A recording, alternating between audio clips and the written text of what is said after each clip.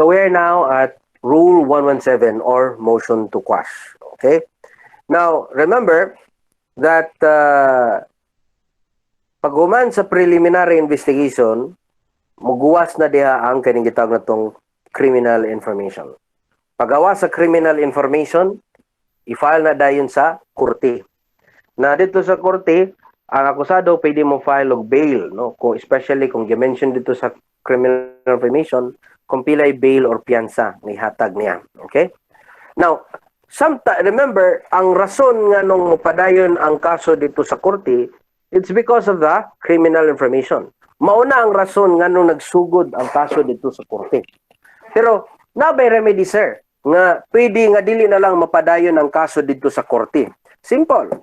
The only remedy is you file a motion to quash. Okay? Kaning motion to quash, mo na imong i-file kung ganahan nimo i-cancelar or i-quash, mo na ipasabot ang motion to quash, i-cancel or i-disregard ang criminal information nga gi-file sa criminal as a public prosecutor. Kaya remember, tungod ba sa criminal information ngano na kay kaso sa korte. So para dili na madayon ang kaso dito sa korte, pwede ka mo file og kaning gitawag na tong motion to quash. Now, kano sa mata pwede mo file og motion to quash?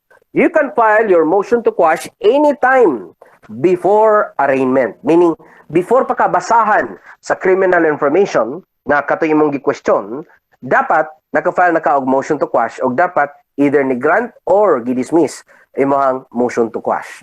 Now, under Rule 117, specific ang mga grounds for motion to quash, no? Section 3 provides for the 9 specific grounds for motion to quash. Remember that these grounds are exclusive, meaning kung ma-file kag motion to quash, kanira gyung mamili ra ka ning siyam ka buok nga naa diri sa Section 3 Rule 117.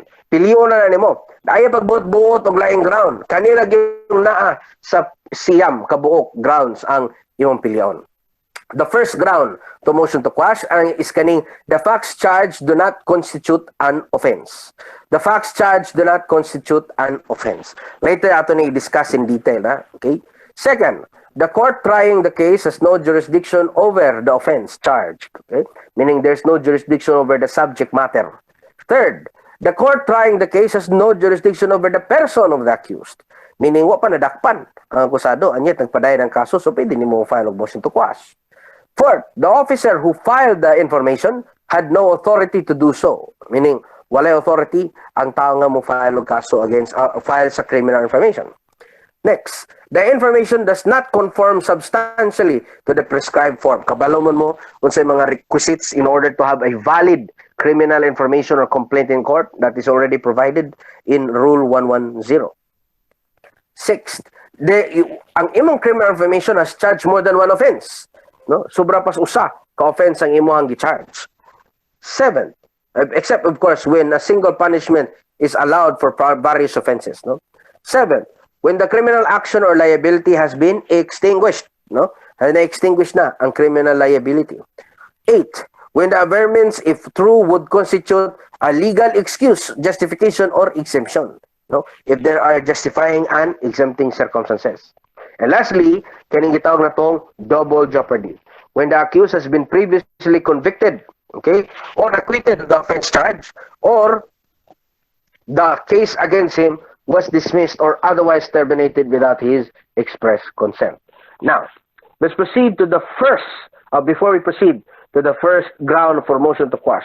Always remember, akong gingon ha, balik ko na pa ha, kaning siyam kabuk grounds for motion to quash are exclusive, meaning you can only invoke these 9 grounds. Magpili ra mo ng siyam.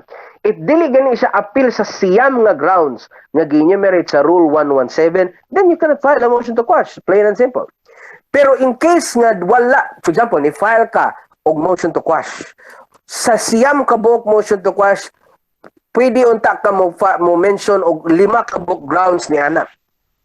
Pero instead ng 5 imong nabutang sa imong motion to quash, nakalimot ka, 3 lang ang imuhang na-mention.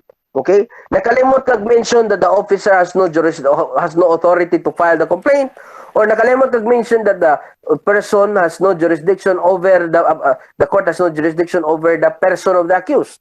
Nakalimot ka. Okay? Unsa man ako sir, pwede pa ba ko maka-file og motion to quash? Pwede pa ba ko maka-move for the dismissal of the case on the basis of those two grounds nga nakalimot na kog mention in the motion to quash? Answer, no. Di na mo pwede ma-raise. Kaya remember, the rule is that grounds not asserted in the motion to quash are already considered waived.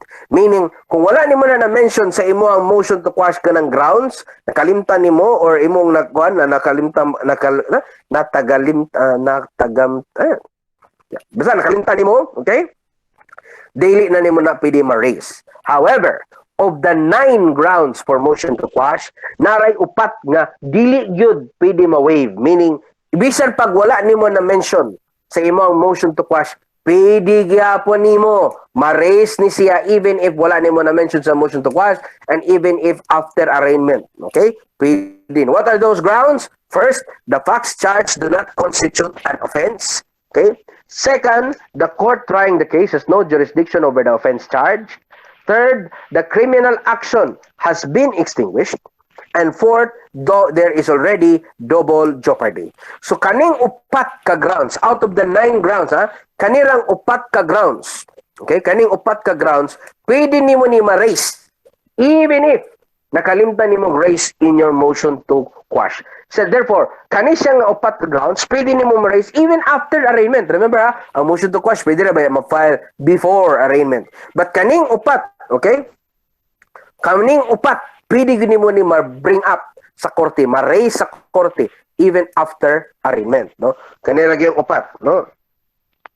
The facts charged do not constitute an offense. The court trying the case has no jurisdiction over the offense charge. The criminal action has been extinguished. And lastly, when there is double jeopardy. Now, let's proceed to the first ground for motion to quash. The facts charged do not constitute an offense. Remember, when you say the facts charged do not constitute an offense, we are referring to the fact, kana bang mga facts na gi-mention sa criminal information, does it identify the elements of the crime? Does it pinpoint to the elements of the crime? Mo na ang pangutana. Remember, ang offense can only exist if all elements are present. Kabaluman mo niya na, di ba? But what if all, if not some of the elements are not present? Pwede ba mga padayon ng kaso? Of course, dili yung kapadayon ng kaso. Kulangan mga elements of the crime. So, man ang importante, di ba sa under book 2 sa inyong revised penal code, gitudluan mo what are the elements of the crime, etc., etc. Okay? Dito, kabalo na mo unsay mga rekisito sa usa ka krimen. For example, for a crime of theft, di ba? What are the elements of theft? First, there is taking. Taking of what? Personal property belonging to another without consent, di ba mo na?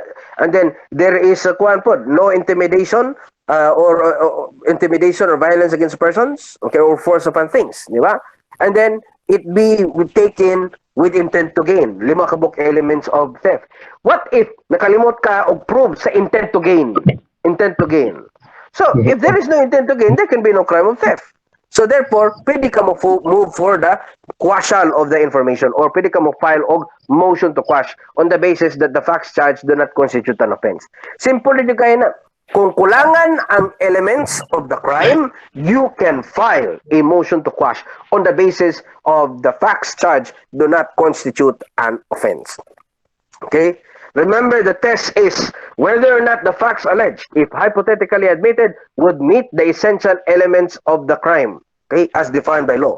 If there is a missing element that may be proven during the trial or that the prosecution has presented an evidence to establish the same, cannot have the effect of validating a void information. What is important is that you have to present ang criminal information as presented by the public prosecutor must present a complete elements of the crime. Dili kay kang gamay ra tigi-tigion, no. Or otherwise, pwede ma-dismiss ang imuhang criminal information. However, napay choice ang korte.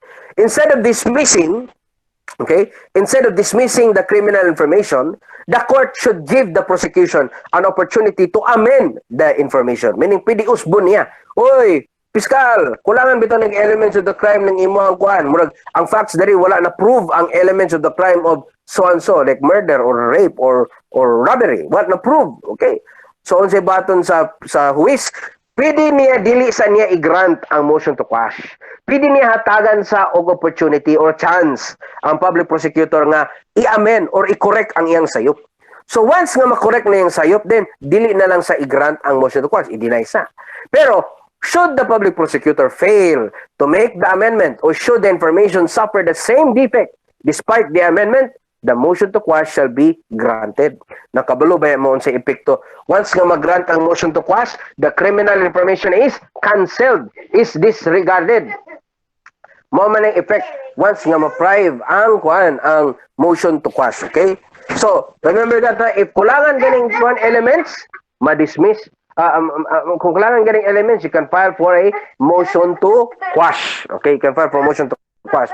Pero dili automatic ang pag-dismiss sa criminal information. Ha? Pwede hatagan sa huwis ang court o chance ang public prosecutor to amend the criminal information. If the public prosecutor fails to make the correction, or bisag nakakorek na sayop gihapon, then the court may grant the motion to quash. Now, kung na mag-grant na ganin sa uwi sa motion to quash, sa mahitabo, the criminal information is disregarded. Okay? Next. Next, arita sa kuan. The defect is not cured by failure to move to quash or by the plea of guilty. Bisan pag ang kuan, for example, ang criminal information na file na sa korte, sayop. Pero at pag-arraignment, wala ni question. Wala ni question ang akusado sa completeness sa arraignment sa criminal information. Remember, dili na siya ma-cure ang defect.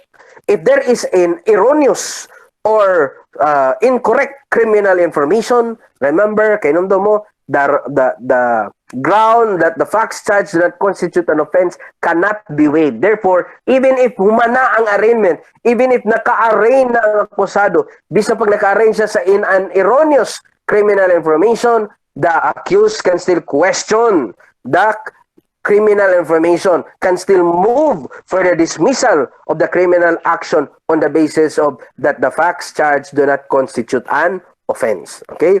The defect is not cured by a failure to move to quash or by a plea of guilty. The failure does not imply a waiver of the defects that go to the jurisdiction of the offense or to lack in some of the essential elements of the offense charge. Okay? Ma-dismiss gihapon ang kaso. Another ground for motion to quash is kaning the court has no jurisdiction over the offense charge. Kabalo naman gyud mo kung kanusa ang korte maka-acquire og jurisdiction over the offense charge. Dili na ko ni balik-balik ko na kay kabalo naman mo aning jurisdiction over the offense charge. Kaya over the subject matter. Kinundo mo to, kabalo man mo unsa nga mga kaso ang pwede mo-file sa municipal trial court. Unsa mga kaso pwede mo-file sa RTC. Unsa mga kaso pwede mo-file sa Sandigan Bayan. So in this case, what will happen is that ang kaso na supposedly, for example, libel, gatuo sila nga libel, below man 6 years ang penalty. So gifile nila below nasa MTC daw ko conviction kay ubos na daw penalty kay kuan na daw aresto mayor na daw.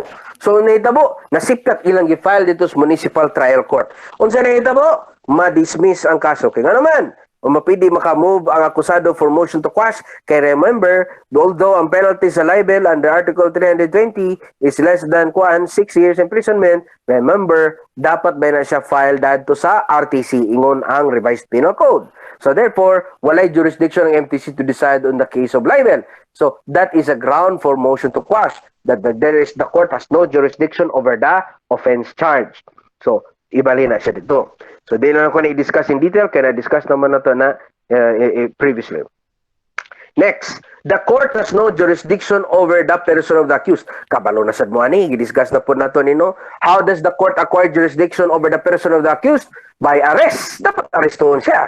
Or dili man gani by voluntary surrender of the accused. Or dili man gani by voluntary submission to the jurisdiction of the accused. So, remember, ang kaso dili mo proceed kung ang akusado wala pa nadakpan or wala pa naka-acquire og jurisdiction ang korte over the accused.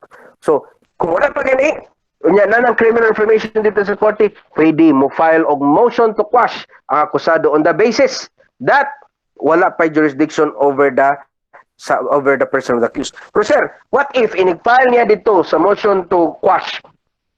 Okay? kung file kag motion to quash, dapat imong i-mention nga ground sa pag-dismiss. Usa ra gyud.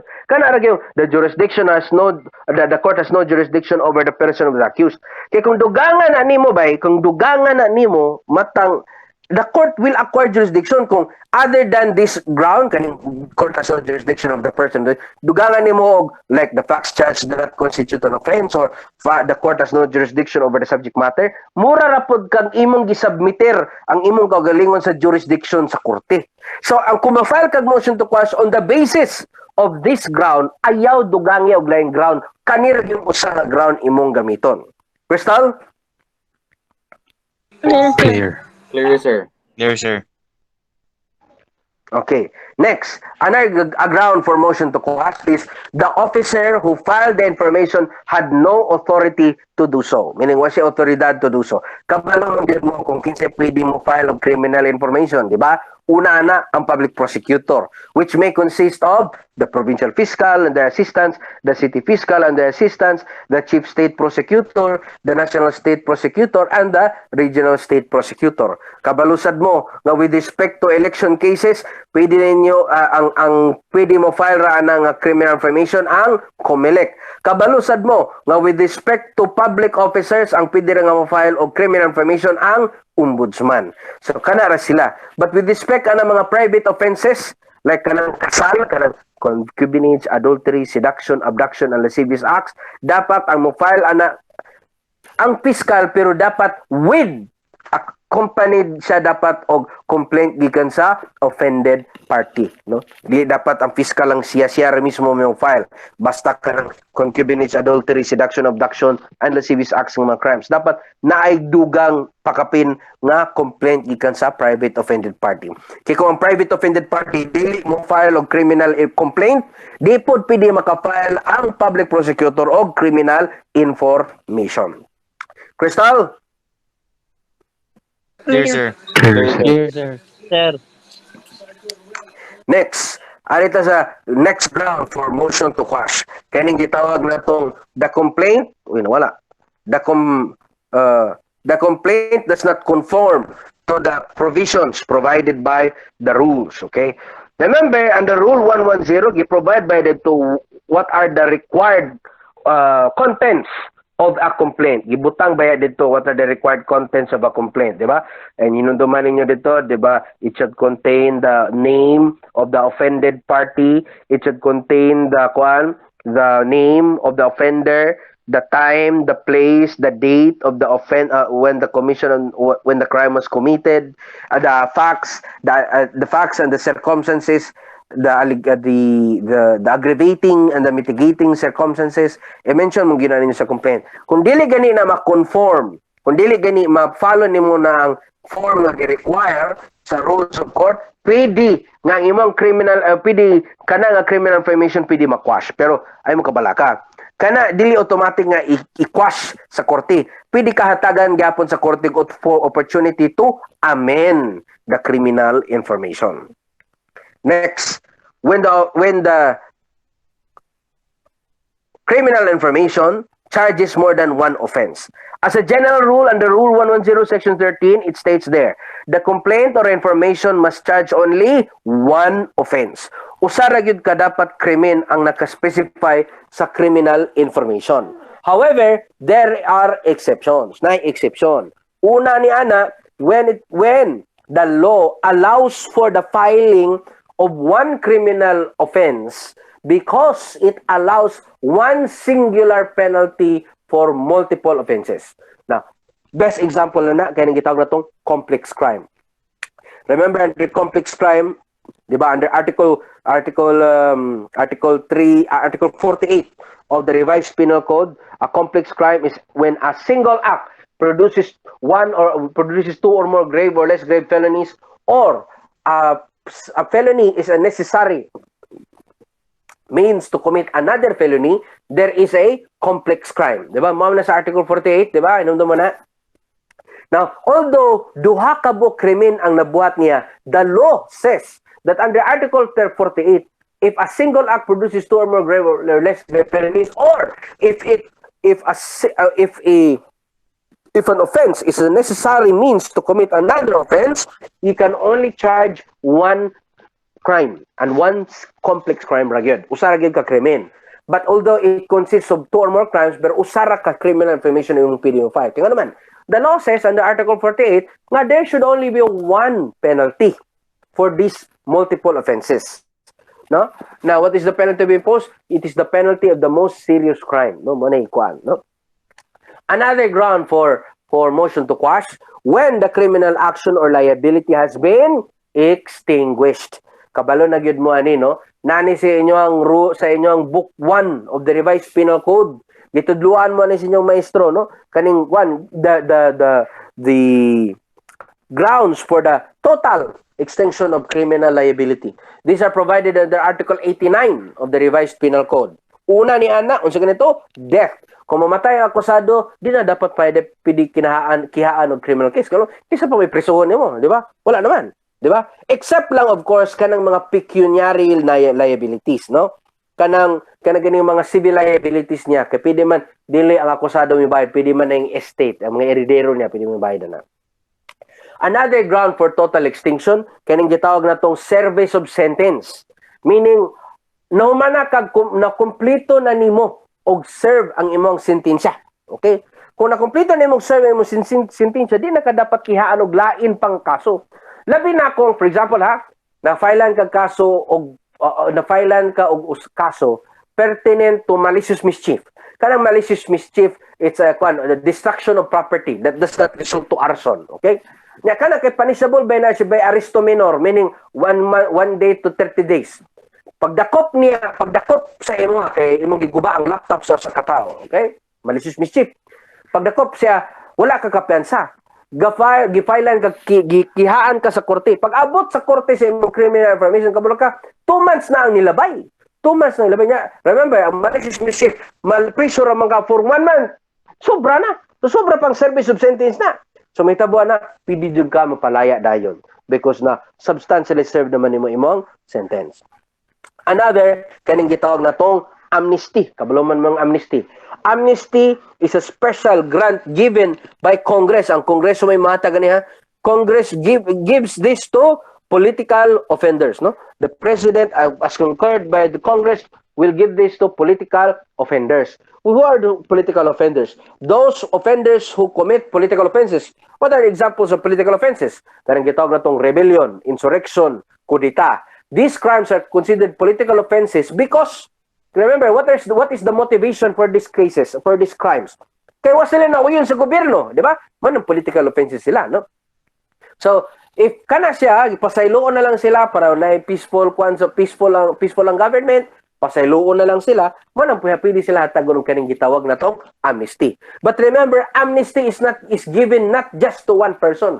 It is given to a group of persons who commit political crimes. For example, back in 1993, panahon ni Ramos, President Fidel Valdez Ramos, iyang gitagaan og amnesty ang mga members of the New People's Army sa una. Okay? So tibuok, dili kay usa lang ka tawo, tibuok because they committed rebellion against the government, no?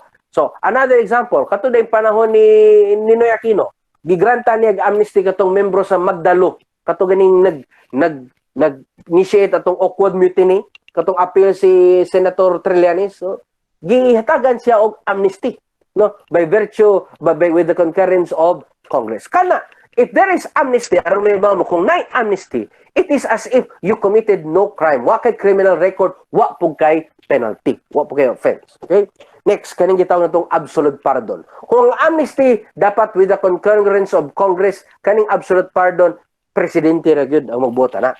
Pero kaning pardon, it can only be granted once there is already a conviction. Meaning nanay kaso, okay? Na convicted na ka, unya nanay penalty nga dapat i-serve. Pero before pa ma-serve ang penalty, gitagagag pardon sa presidente. So when that happens, ang epekto niya na wala na kay penalty pero nagya pa kay criminal record. So when that happens, ang imong criminal liability will be extinguished. Next, prescription of crime. Kaning prescription of crime, dili ba sa tanang panahon nga usa ka tawo maghuwat nga kihaon, no? Ang kaning prescription of crime period ni or panahon kung kanus pwede ang mga kapulisan o ang public prosecutor pwede mo kiha sa usa ka tawo, no? Panahon kung pwede kanus-a sila, pwede makapal. Naman limitasyon, ato na i-discuss later. Another is prescription of penalty. Kaya prescription of penalty, gikihaan ng akusado. Nanay conviction, meaning na-convicted na siya, nanay trial, human ang trial, nanay desisyon, nga gi-convict siya, napay penalty. Ang problema, ni-iskapo ang akusado, wala hinuon ka-serve sa penalty. Now, samtang naka-iskapo siya, dapat napay panahon kung kanus ara pwede ma-serve ang penalty, no? Dapat ma-serve na dayon. Nga samtang na-iskapo siya, kung malapas na ganin ng panahon na di na pwede ma-serve niya ang penalty. Meaning, thank you na tong penalty. Okay? Lastly, kaning pardon by in private offenses. Kaning pardon by private offenses, kabalo man na yung mga private offenses, no? Kuha naman katong mention na to ganina, katong kasal, no? Kasal, no? Concubinage, adultery, seduction, abduction, and lascivious acts. Apilon lang po nato ni mga libel or oral defamation. Kung ang offended party, gipasaylo ka, no? Gipasaylo ka, mind you, kung gipasaylo ka, gipardon ka by virtue of Article 344 of the Revised Penal Code, kung gipasaylo gani ka, you will, wala na kay criminal liability, kaya ma-extinguish naman by virtue of the pardon. Labi na kung pakaslon ka, di ba? Kung pakaslon ka, okay? That's more than just sorry, di ba? That's more than just I forgive you. Gipakaslon ka, I do na ginagisulti sa biktima. So when that happens, your criminal liability will be extinguished. Okay. Next, also before I forget, kaning kasal, no? Kaning concubinage, adultery, seduction, abduction, lascivious acts. Dapat ang offended party mo pardon mo. Dili presidente ha, ang offended party. Okay? Pwede ang offended party mo pardon mo. Kung pardon siya, wala na kay criminal liability. Now, kaning pagpakasal, pwede ra ni sa seduction, abduction, lascivious act. Okay? Seduction, abduction, and lascivious acts. Di naman na pwede sa concubinage o adultery. Kaya nga naman, ang offended party kay asawa man nimo, urbana man nimo, so minyo na madaan. So ang ari na sa seduction, abduction, lascivious acts, di man mo minyo. So kung may minyoon nimo, for example, 5 mo kabuk tao nag-commit og seduction, abduction, and lascivious acts. Okay? 5 mo kabuk tao. Kung bisag usa naman lang ninyo nakapaminyo, nagminyo mo anang usa ka buok. Mind you, ang effect sa pagpaminyo or even kanang pardon, okay? Pardon and marriage, no? Maka-benefit mong tanan. Basta seduction, abduction, and lascivious act. Lahi lang hinoon kung rape. Kung rape gani ang crime, remember, crime against person na bening rape. So therefore, it is only personal to the accused ang mga benefit. So, intay, 5 mo kabok nag-rape sa usa ka biktima. Ang usa out sa 5, maoy gipakaslan. Katurang gipakaslan ang mga pagka-benefit sa extinction of criminal liability. Katong upat padayon ang criminal cases nila. Okay? Next. So, mani absaan mo. Na-discuss na ito ni. Pardon, amnesty, okay. Sige. Next. Alita sa prescription of crime. Na-mention naman natin ni ganina, no? It is, when you say prescription of crime, it is the loss or waiver by the state of its right to prosecute a crime. So panahon kung kanus ara pwede mukiha ang public prosecutor or ang law enforcement agency against the accused, no? Nakinundo mo aning mga period under Article 89 of the Revised Penal Code, di ba? When the crime is punishable by death or reclusion perpetua, it prescribes in 20 years. If it's other afflicted penalties, 15 years. Correctional penalties, except arresto mayor, which prescribes in 5 years. Kung other correctional penalties, that's 10 years. Libel and similar offenses, 1 year. Oral defamation and slander by deed, dapat ma-file nimo within 6 months. Light offenses, dapat ma-file nimo within 2 months. So, mao ni sila ang mga period kung kanus mo pwede ma-file. Ang pangutana na, sir, kanus ama ni magsugod kaning mga period. Magsugod na ng mga period by when?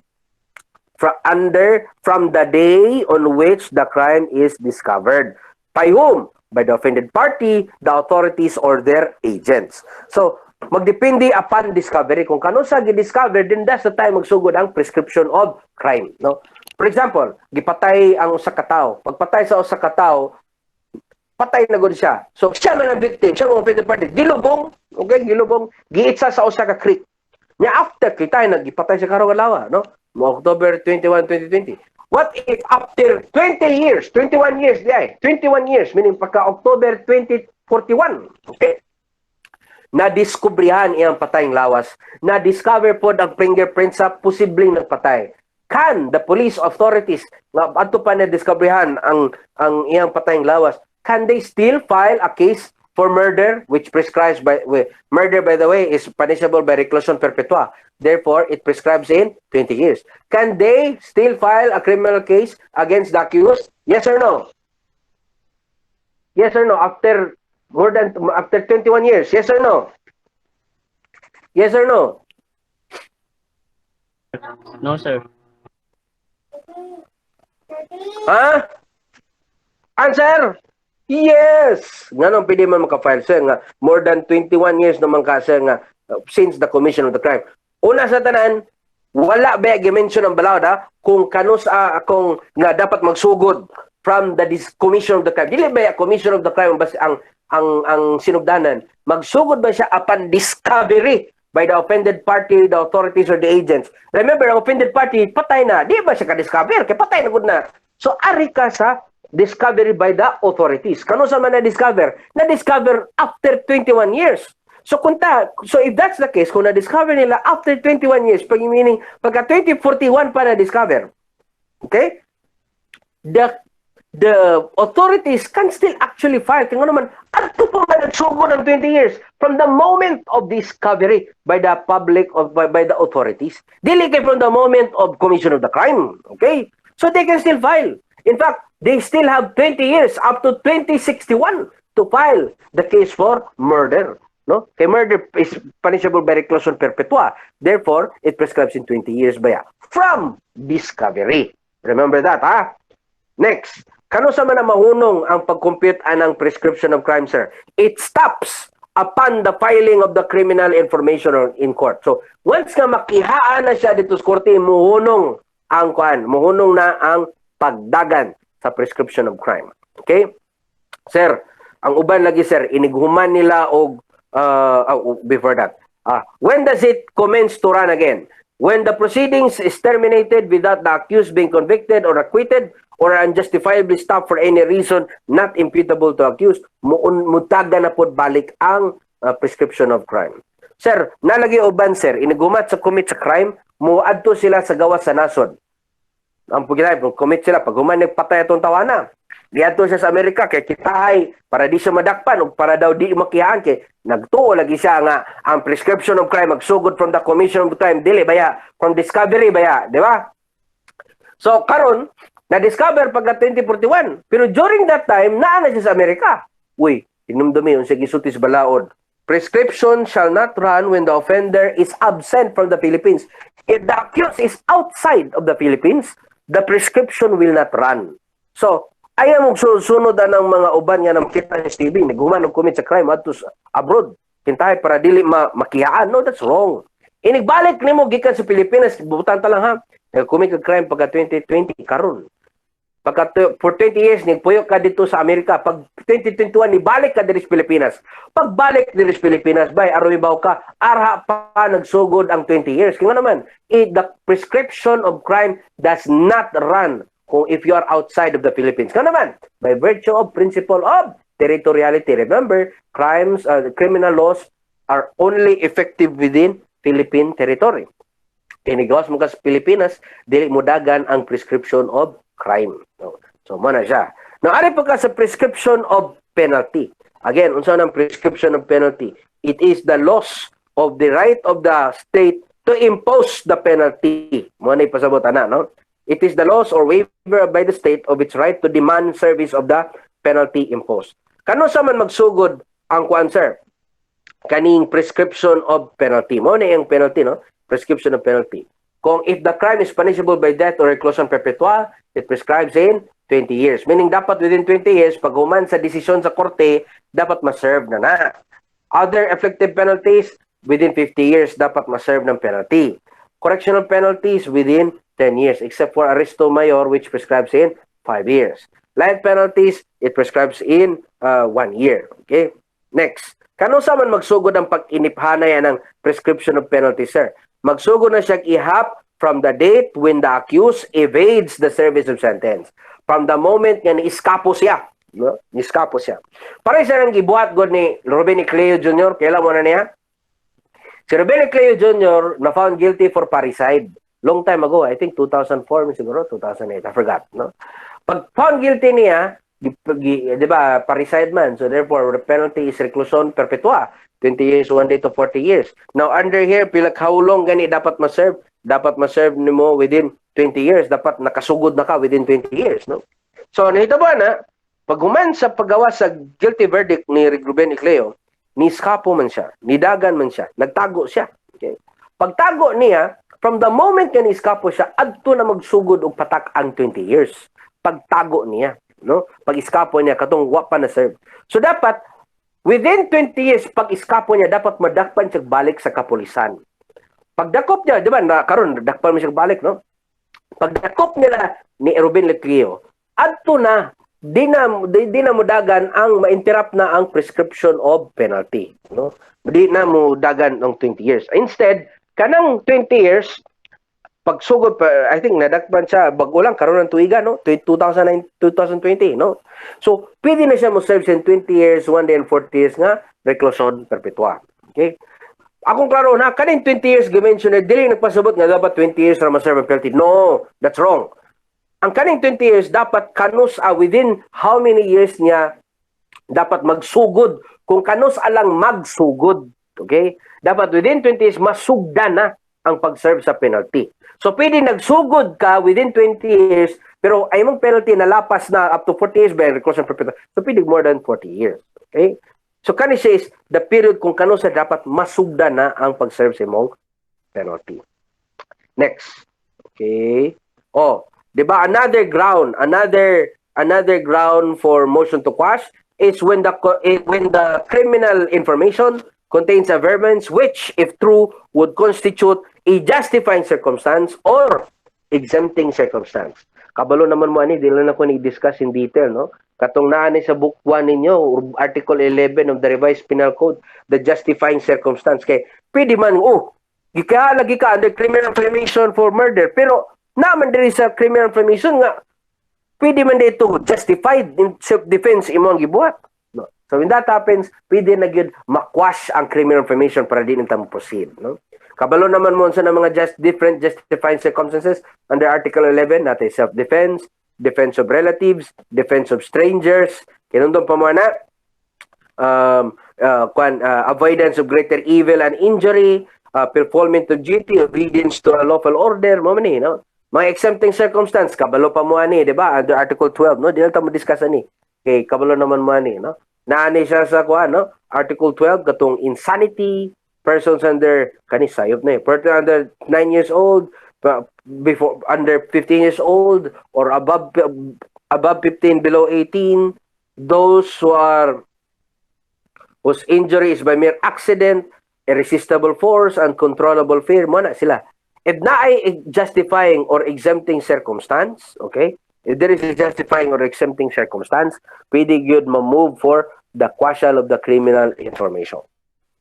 Now, sir, so those are the essential, no? Those are the basic grounds for motion to quash. No? Let's proceed. What are the effects of sustaining the motion to quash? No? What are the effects of sustaining the motion to quash? Ay, natin na-skipan. Wait, ha? Kani. Distinguish motion to quash from demurrer to evidence, no? Kaning motion to quash dapat i-file niya before arraignment, di ba? Pag umanog file sa criminal information, basahan man siya sa criminal information, di ba? Before pa na siya mag-arraignment, dapat maka-file na kag motion to quash. Na, unsa may hitabo gani, iniguman sa motion sa arraignment, mag-pre-trial. Na during trial, ang unang upresentara na ang prosecution ba yan? So, ang prosecution, inuguman sa present sa prosecution or public prosecutor, inuguman nila present, ang accused na, ang defense. Mo ba na mo present, no? Now, ang pangutana is this. Kano sa mga pwede mo file og demurrer to evidence?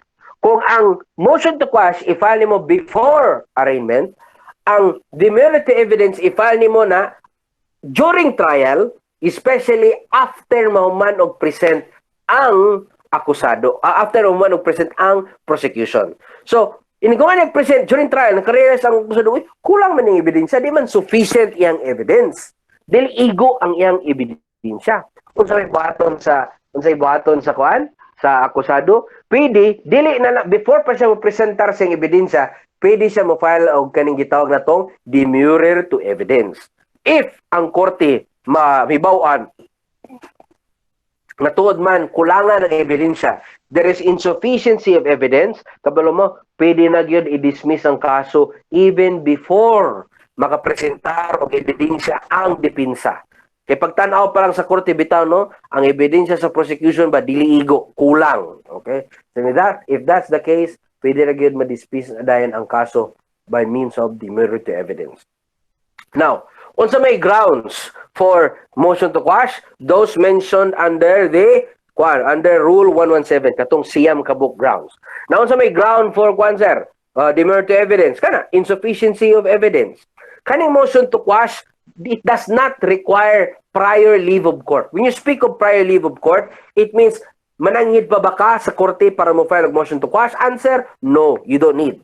But in demurrer to evidence, mas nindot goodbye kung mananghid sa kauna. Muasa ka og leave of court, no? Leave of court. Kay lisod na jud kaayo kung mo file ka og demurrer to evidence without leave of court, no? Kay ending na kung mo file ka demurrer to evidence without leave of court, di na nya gidismiss sa korte. Gideny sa korte imong demurrer to evidence kublo kang epekto ana.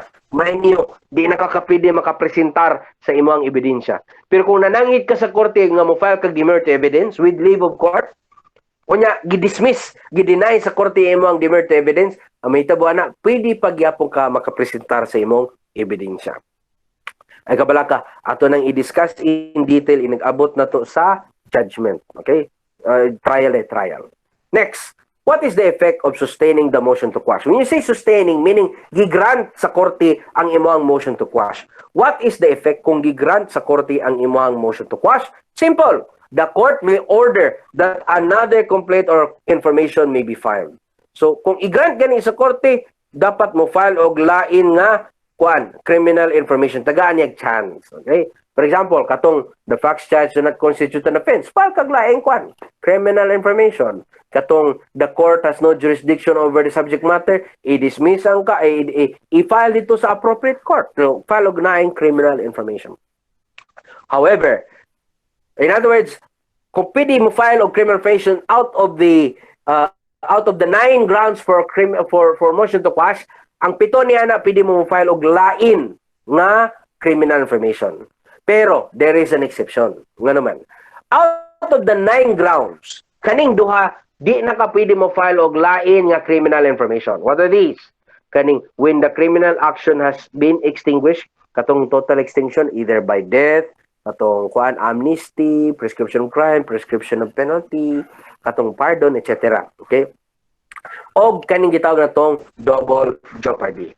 Kung kani-gani ang grounds nganong na-dismiss, o nganong gigrantan imo motion to quash, ang public prosecutor di na pwede mo file og ikaduha nga criminal information. Kay ngano man, that will result already to double jeopardy. Okay? Double jeopardy or extinction of criminal liability, di na ka pwede mo, ang public prosecutor na mo pwede mo file og second criminal information. Crystal? Clear, sir. Clear, sir. Okay. Sir. Next. So, sa may remedy sa prosecution in case nga gigrant ang motion to quash? Simple. Amend the criminal information to correct the defects if the trial court makes the order and thereafter prosecute on the basis of the amended information. But again, pwede ra gyud mo file og ikaduha nga criminal information ng public prosecutor kung dili lang gyud involving crime when the criminal liability has already been extinguished or when there is already double jeopardy. Kaya kung kanina ganing duha ang grounds nganong gi-quash ang mong criminal information, the public prosecutor can no longer file a second criminal information. Okay. Next.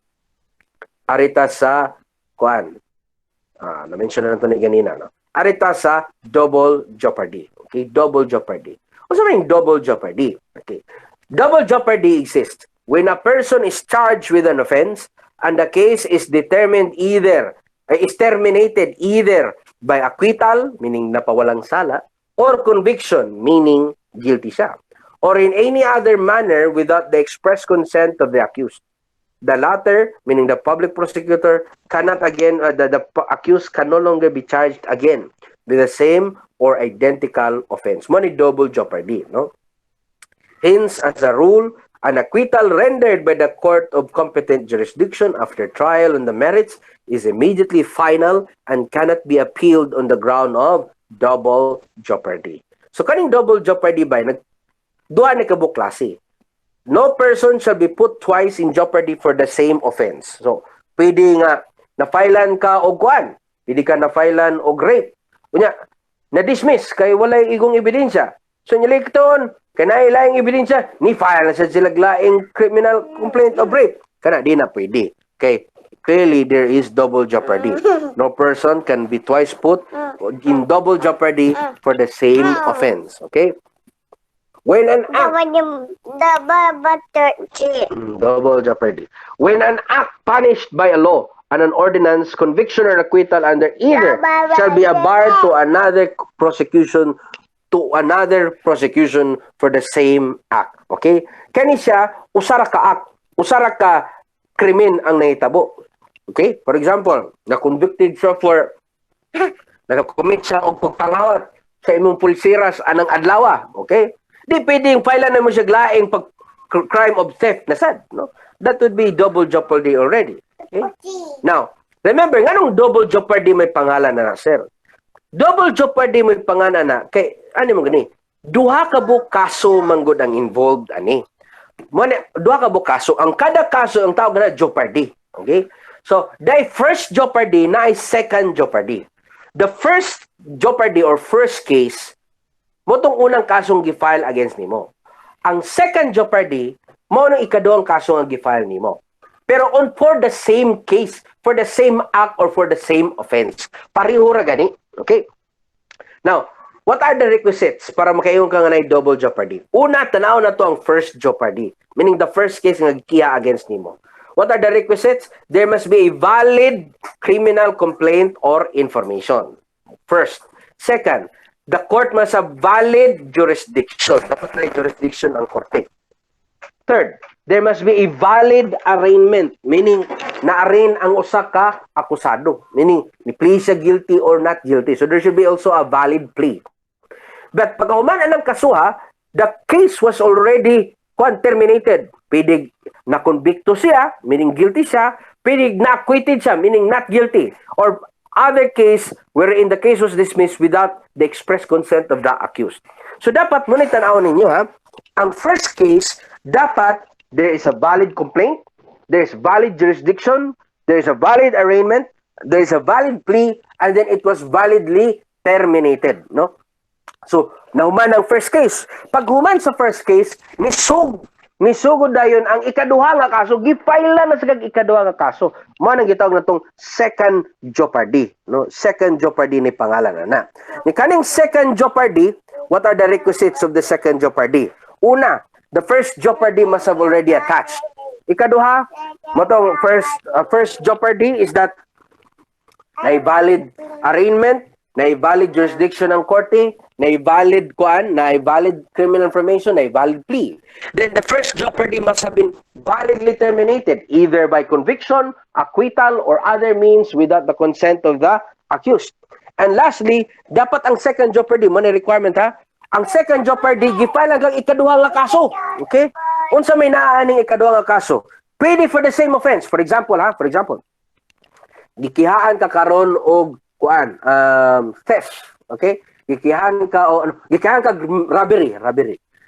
Na-dismiss kay wala iyong ebidensya.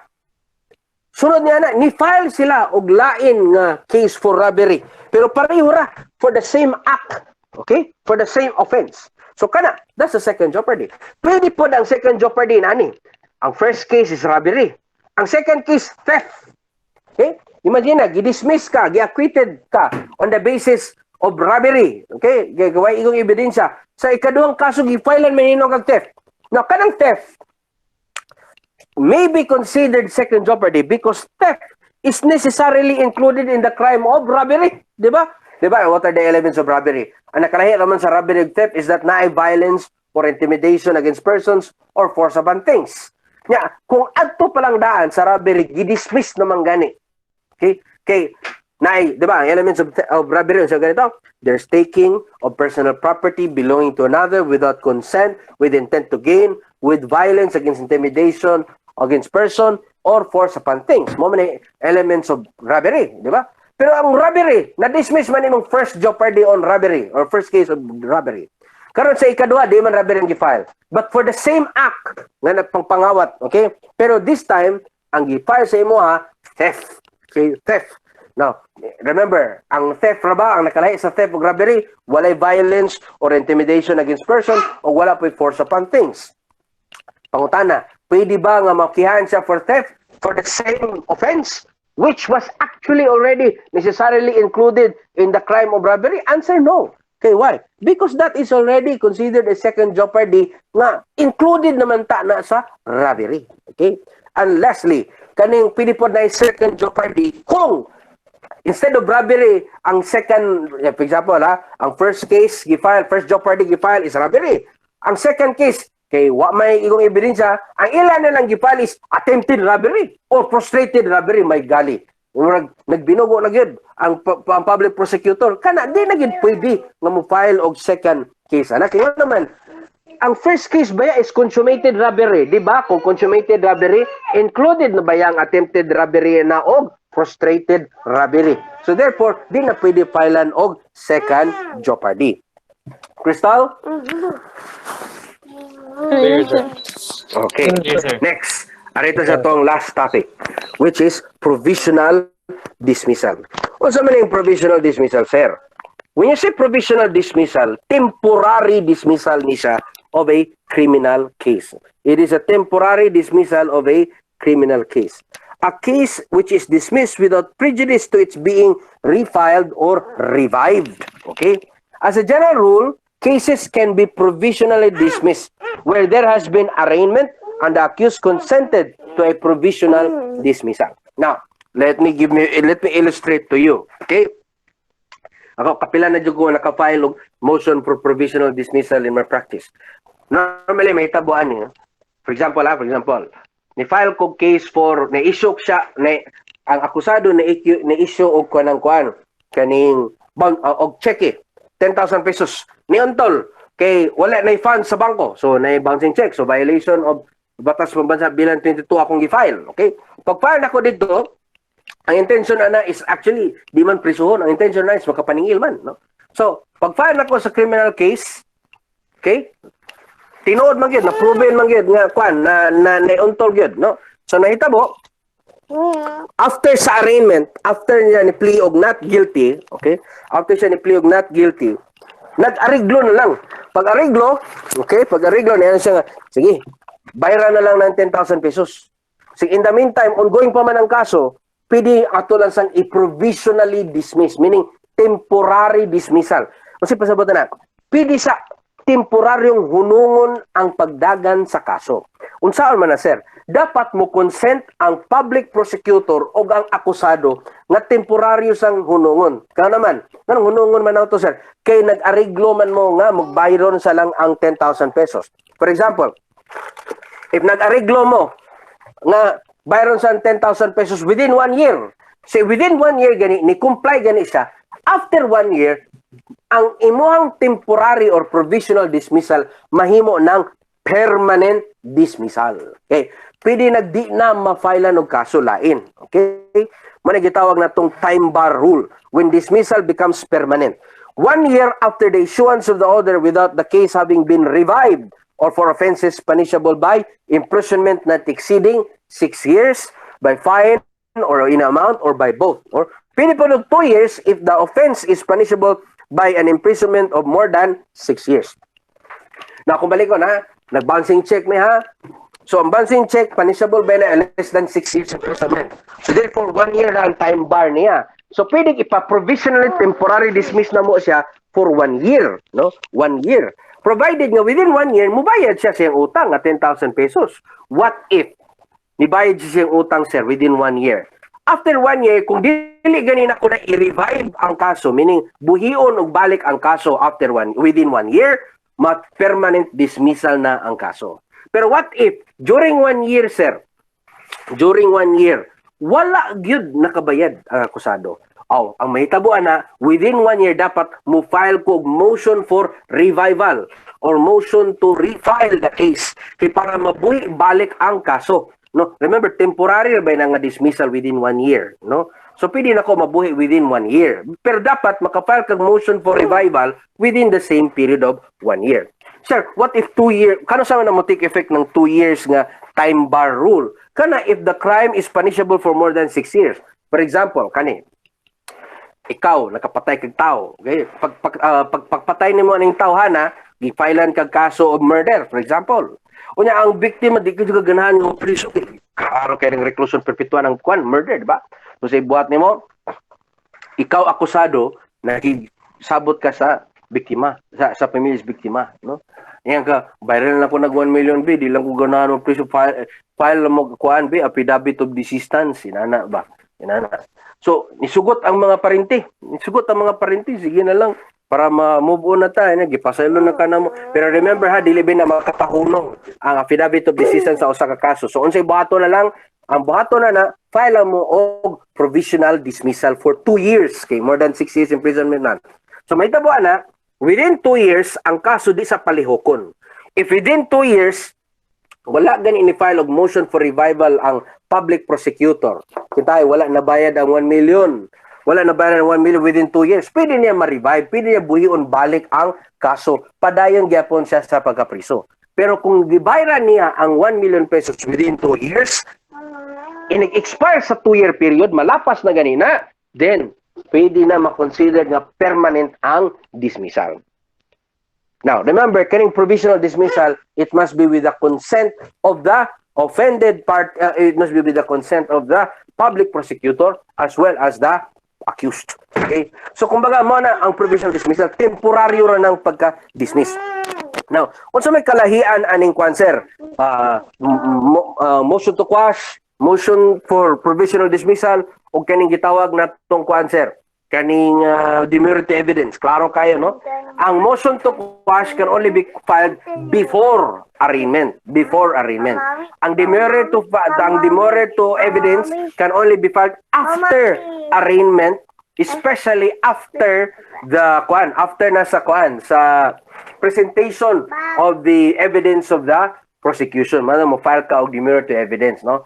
Based on the insufficiency of evidence. On the other hand, mo file pud ka og provisional dismissal after rapod sa arraignment. So again, motion to quash before arraignment. Demurrer to evidence after arraignment and after presentation of evidence on the part of the prosecution. Kaning motion for provisional dismissal, it can only be filed after arraignment, anytime basta after arraignment and before judgment. Okay.